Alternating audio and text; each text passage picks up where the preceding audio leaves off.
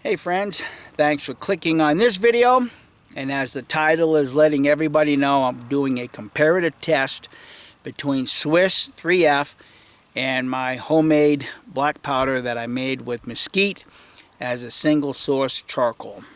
And if you saw the last video where I shot Mesquite, it did pretty good. So I want to kind of compare that to Swiss.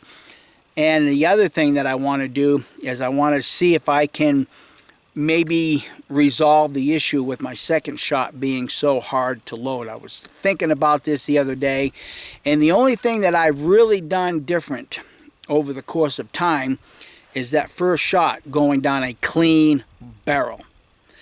And what I've been doing is I've been taking a cleaning rag and wiping out all that residual oil. This time I'm going to leave that oil in there, and I will be shooting my Mesquite first because that's really what I'm after to find out why. Because in my opinion, in the way I think about things, even though Swiss gunpowder has a heavy graphite glazing, we should all recognize that graphite does act as a lubricant also. So that's why I want to shoot to the Mesquite first.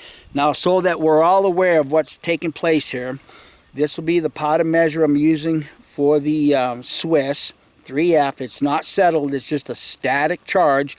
And you can see, I hope, the reflection of the sun where that powder measure sets for Swiss.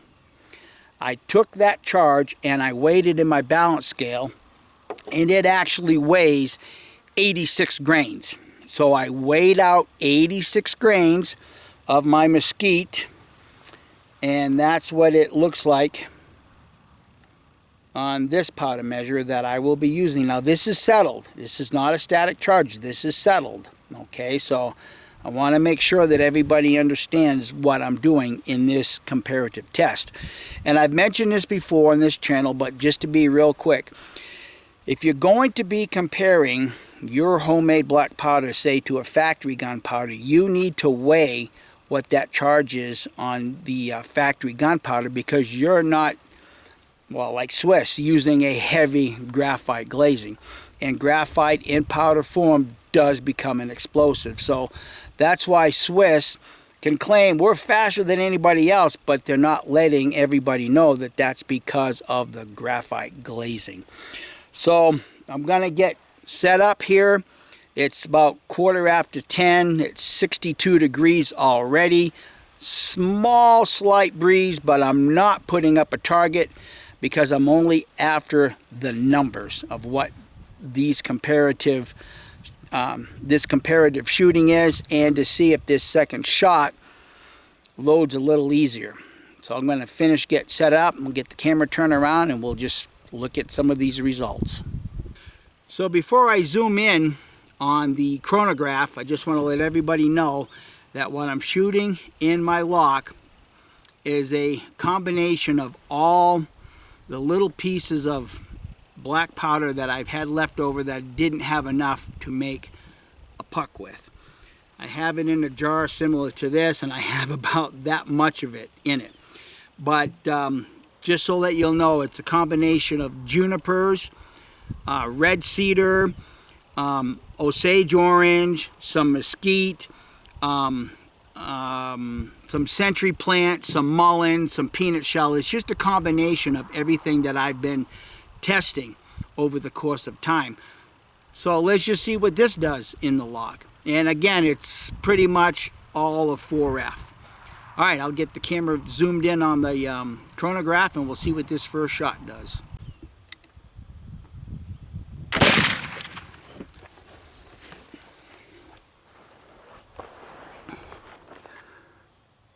$2009? Holy crap.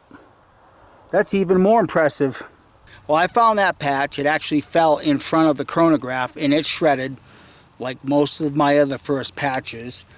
But I'll get this loaded, and I'll let you know what it felt like loading this second shot.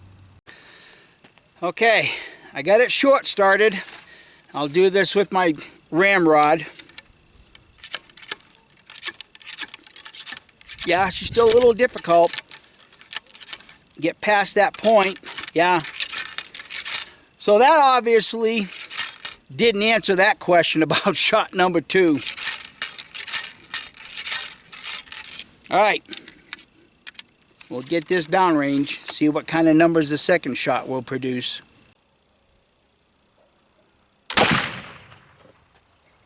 Well, that first shot wasn't an anomaly. 1996.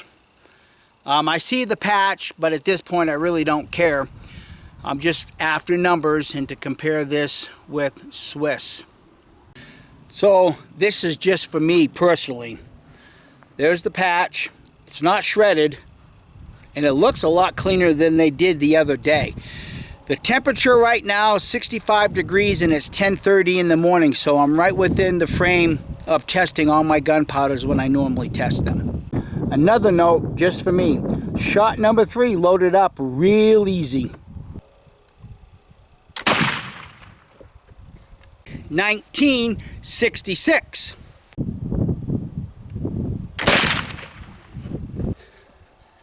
1977.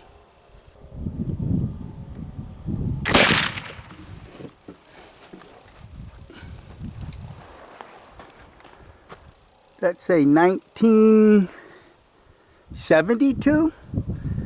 Go get a close-up. Okay, here's the first shot. Swiss 3F, 80 grains a thrown charge. It's not settled, it's just a thrown charge. Let's see what we get for numbers.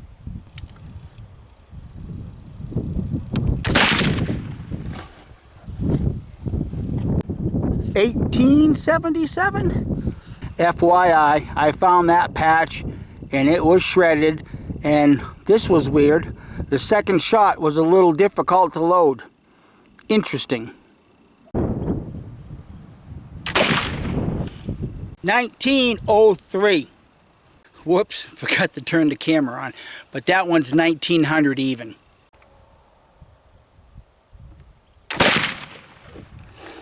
1925.